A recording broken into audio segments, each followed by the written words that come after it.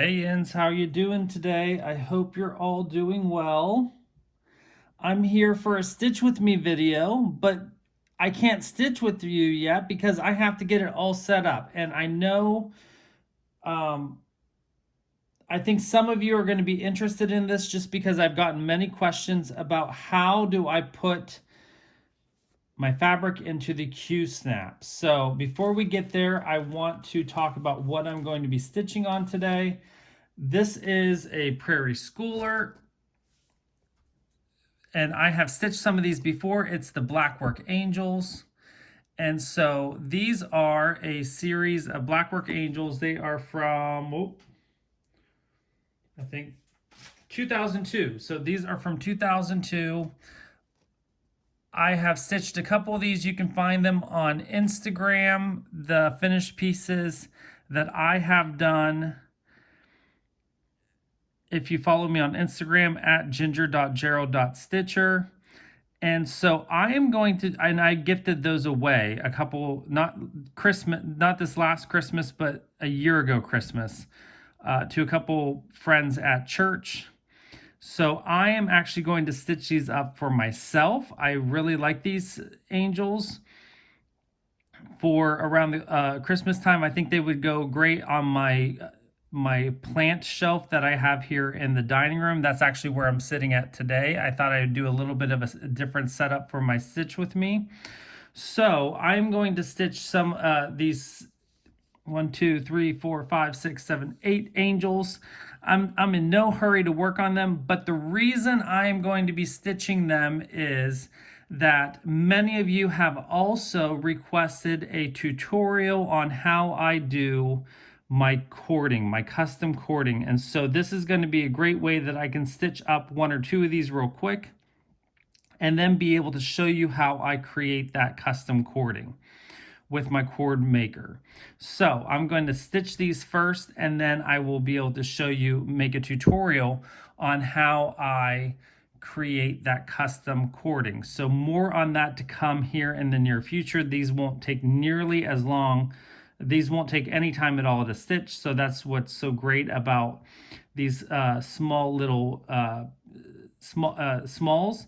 And these are only 2 colors. So as you can see, they are a black and a metallic gold. That is what it's called for. It's DMC 310, and it also calls for a Krynic metallic. I am not going to be stitching this up with metallic. I am going to be using a yellow because I like the look of the yellow. And so the plan, I have not chose which color yellow I want to use yet, but that is the plan. So I'm going to be using, but today I'm just going to be stitching with black because that's it. The amount of stitching I'm going to get done, I won't need to have decided what color black or what color yellow I'm going to want to do. So that is what I'm going to be stitching on today. But first, I need to get my fabric into the QSnap. So the fabric that I have chosen to do, and it's the same fabric that I used the last time, is a Zweigart 28 count Brittany Gold Flecked White. And this is the other reason why I don't want to use the gold metallic, because there's already gold in the fabric. So I think that I like the look of just the yellow and the black DMC, and because the gold fabric, the gold flecked fabric is plenty metallic for me. So how I place my fabric into the QSnap. The very first thing I need to do is take the QSnap off, or take the QSnap apart. So I'm going to snap the QSnap apart. This is, I believe, a 6 by, no, this is an 8 by 8, I think. It's an 8 by 8. So I'm going to line up my QSnap where I want the fabric to go. And you can't see that. So let's put it over here. Can you see that now? Yeah, I think you can see that now. I'm not going to put it in the center because I plan on trying to get as many angels on this piece of fabric as possible. But I wanted to cut the fabric big enough that I can get plenty of fabric around the QSnap and be able to get a handful of angels on this fabric. I should be able to get one whole angel inside the QSnap, so I'm not worried about that. So I'm going to place the QSnap underneath where I want it to set. I then have pieces of felt pre-cut for the length of, or a little bit longer than the length of the piece of QSnap, that QSnap thing. Because what's going to happen is I'm going to set this on, and then I'm going to pop the QSnap over top of this, the QSnap locking mechanism over top. I like to get the thicker pieces of the felt, the more heavy duty felt, the premium felt, because it lasts longer. It doesn't start to thin out and shred. You can do whatever you want. The basic reason for the felt is to just protect the stitches and the fabric from the plastic QSnap. So it protects, like if you decide that you're going to put the QSnap over top of stitches, it doesn't smash the stitches as much. The stitches still get a little flattened. You can easily remedy that, but it also protects the fabric from getting any lines or marks on the fabric. So I'm going to set the felt on the fabric where that goes, and I'm just going to snap that on.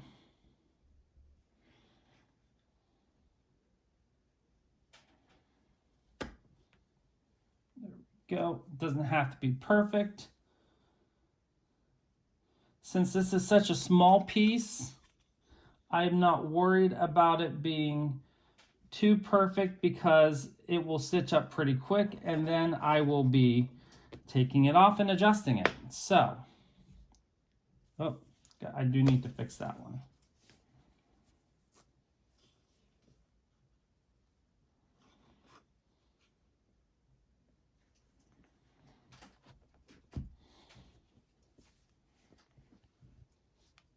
And then once I get two sides on, I do go ahead and tighten those two sides up. I might need to adjust this one.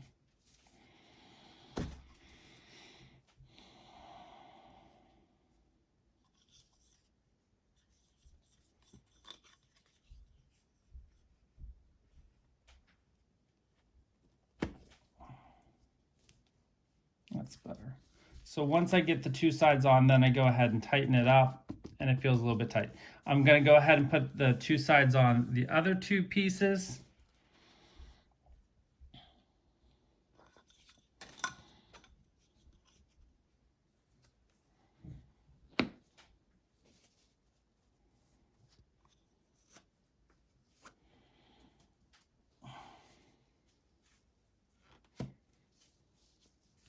And tighten. So it should be nice and tight. Then the challenging part of rolling up the fabric. Once I get one side rolled up, I'm going to go ahead and put my QSnap cover grime guard on.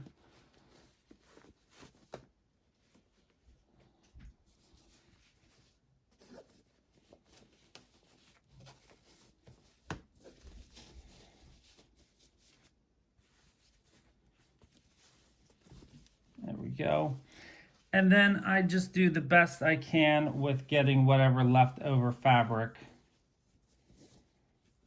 I just fold it up a little bit. You can buy those spool covers, which I do have for the really, really big patterns that I have that have a whole lot of fabric on, like my London.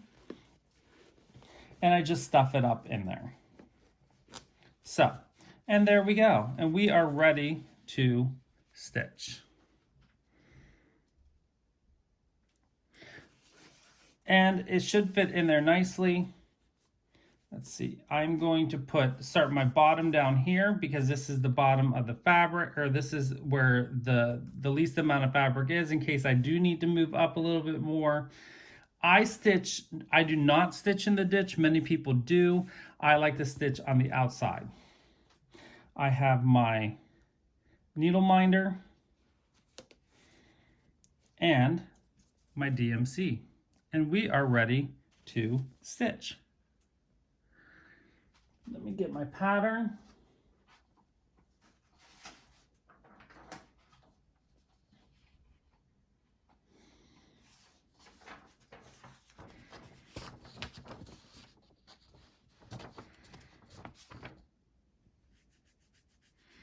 And I am going to adjust you guys ever so slightly, just so I can get my pattern up here a little bit more. I am going to stitch, oh, I didn't get my scissors. I'll be right back.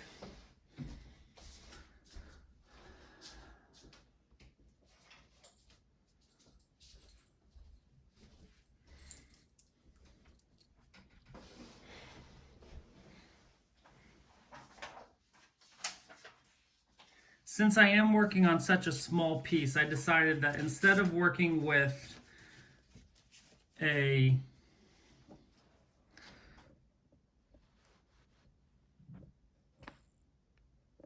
the QSnap on my Lowry stand, I figured I would just work in hand today, stitching with one hand.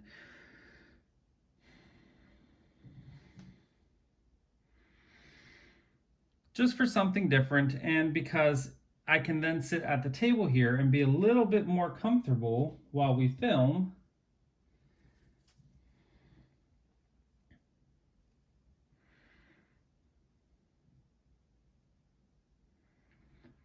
And talk. So let me get my needle threaded up. So I hope you all had a good week.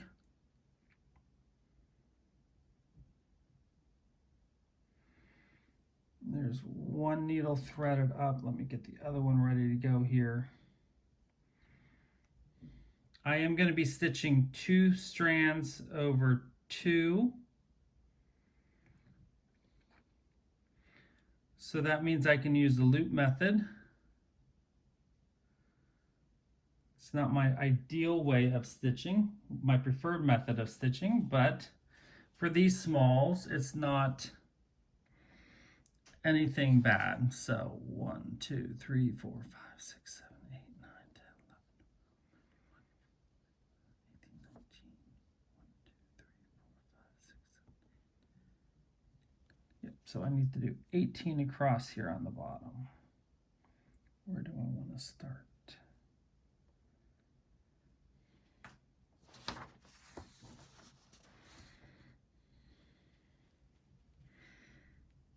I do want to make sure that you can see today.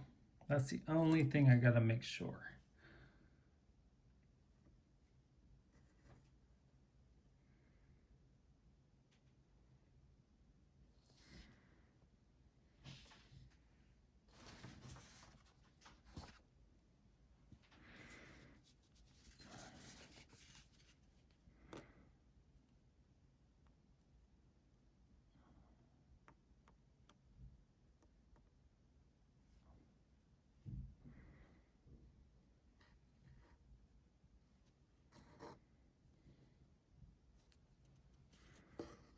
There we go.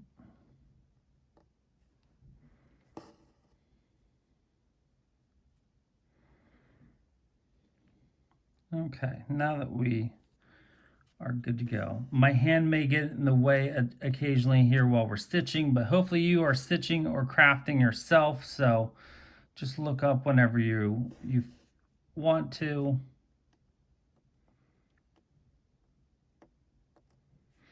So it is actually today, I'm actually filming this on Saturday afternoon. It's been such a crazy week, and I was gonna film Friday evening, but we have a huge winter storm coming through here in New Jersey, but the winter storm is causing,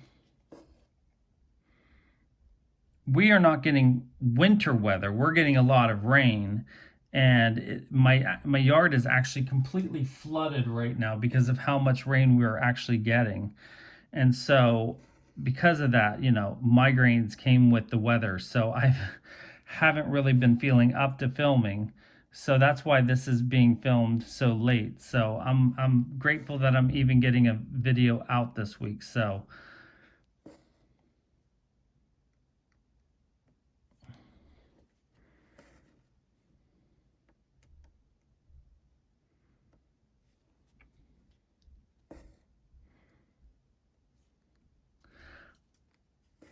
I have had lots and lots of great questions, and I want to thank you all for all the great questions that I've been getting.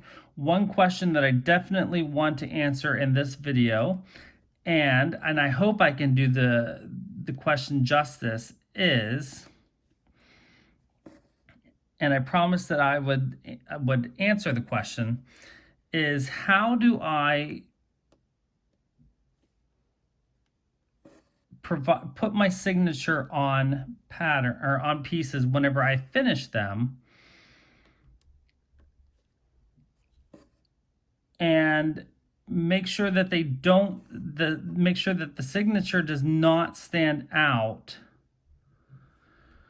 especially whenever like the pattern is super dark, or like, so Henry was a super dark background, and how did I put my signature on the piece so that it didn't stick out like a sore thumb, but still put my signature on there? So I don't always put my signature on all of my pieces. Actually, I'm usually really bad about putting my signature on pieces. I did put my signature on Henry, and then whenever it went to get framed, my signature got covered up. But my signature is on there in case somebody ever opens it up. But I know it's there. I have my own specific, let me count here first. What do I need again? 1, 2, 4, 5, 6, 7, 8. I need 19.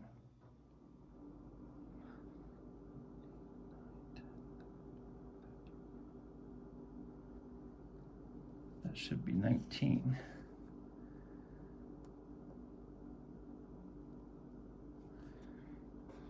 Count one more time.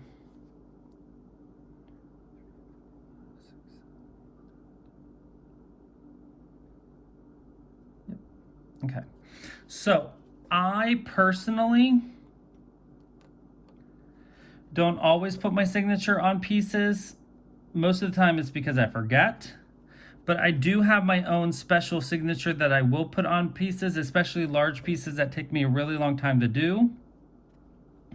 I don't mind if my signature sticks out a lot, like a sore thumb, because that is my signature.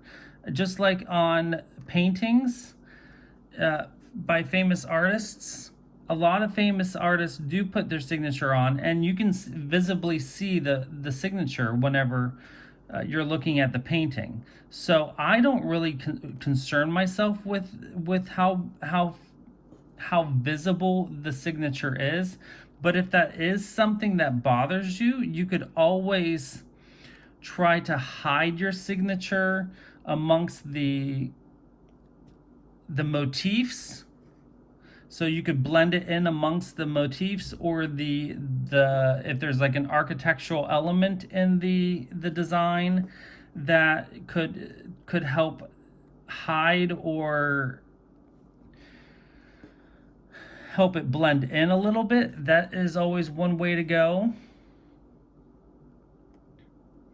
Another thing that you could do is using a shade of DMC, or a shade of floss or DMC, or whatever type of thread that you're using, to that is either one or two shades lighter or one or two shades darker than the shade that you're working on, just to give it that so it's there and it's there, but maybe it's a little bit harder to find. So there's different techniques that you could use in order to make it blend in and not be so noticeable. Often I will put my signature right underneath a motif or a Quaker element, like I did on the Autumn Forest Quakers, so that it looks like it's part of the design and not so much that it stands out. On Henry, I did want it to stand out, but now you can't see it just because it's underneath the framing. But that's all right. Another way that you can do it is if you are framing, you could always just get the stickers and put on the back of the piece to put all the information that you want to put on for the piece. And if you're soft finishing, such as like flat finishing or pillow finishing, you could always stitch up a little signature piece to put on the back. So you could stitch up a little patch to stitch onto the back of the soft finish, like the pillow or whatever, and then mount that onto the back, so that way it is not visible on the front.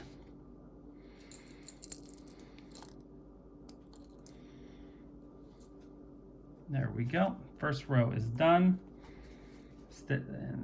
Just enough thread for that row. And then that way,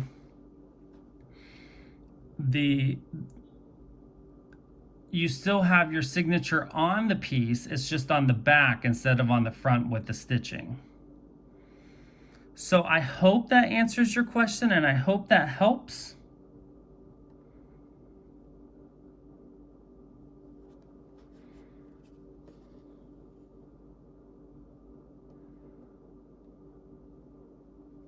Doing the loop method again.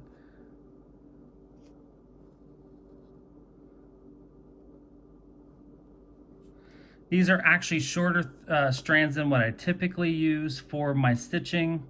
I like to use long strands, but these were, I think, leftovers from another project that I was working on. So I'm just trying to use up what I have.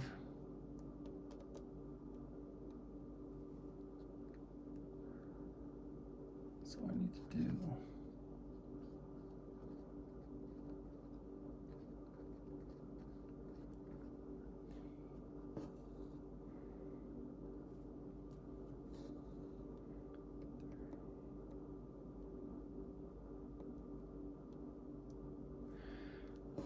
So I know some people have a hard time stitching on the gold flecked or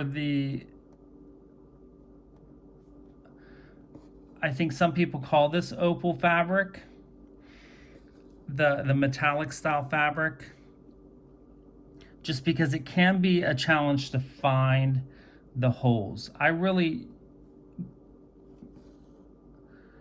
don't. I have always found that I tend to allow my hand to do the work, and I don't really worry about I don't try to guide the needle off with, or guide my needle with my eyes. I hope that makes sense. Like, it's always a feeling thing for me instead of an eye thing. It is, it's always a little bit of eye-hand coordination, but I think it's more for me, more feeling than anything.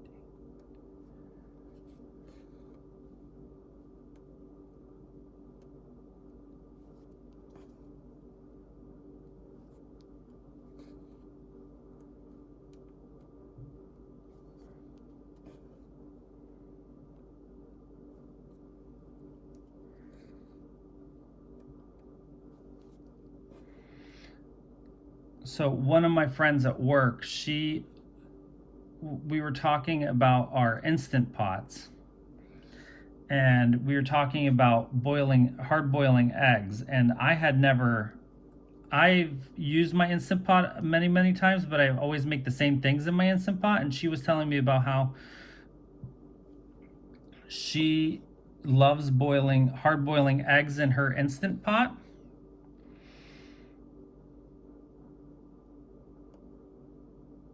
That doesn't seem right. Oh, maybe it is. And so she actually had an extra egg basket for Instant Pot, so she gave me one this week, and I made my first set of hard-boiled eggs in my Instant Pot, and oh my gosh, that was the easiest thing I have ever done. And they peel up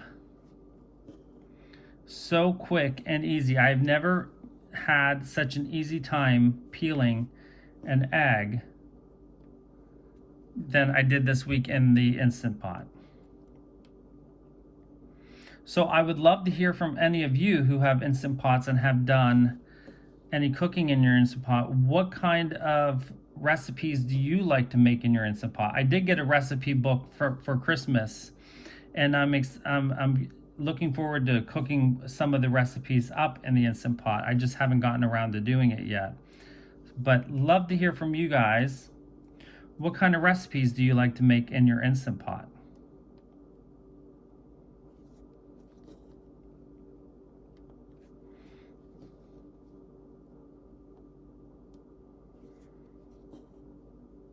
Not only do you like making those eggs, normally like on the stovetop, you have to worry about standing over top of the eggs so they don't boil over and that you don't overcook them or anything. And in the Instant Pot, you can walk away. You don't have to worry about standing over top of them. I mean, you can't leave the house or anything, but you can go and do other things because everything is timed, and it's you don't have to be in the kitchen doing stuff. You don't have to be there while the eggs are cooking, and that was so nice to be able to multitask while the eggs were cooking.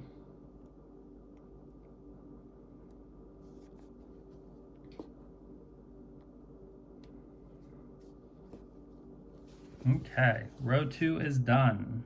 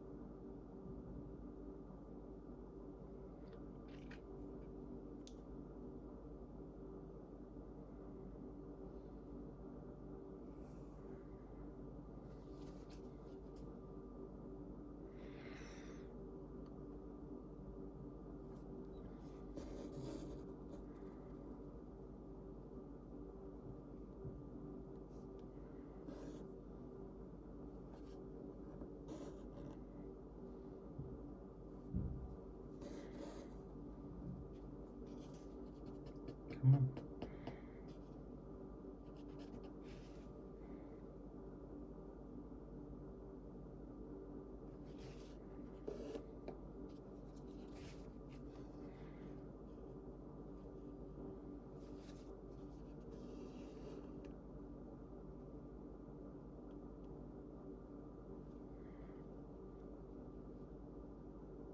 I'm having a knot right now. So with that, since I'm having a knot, I'm going to let you go.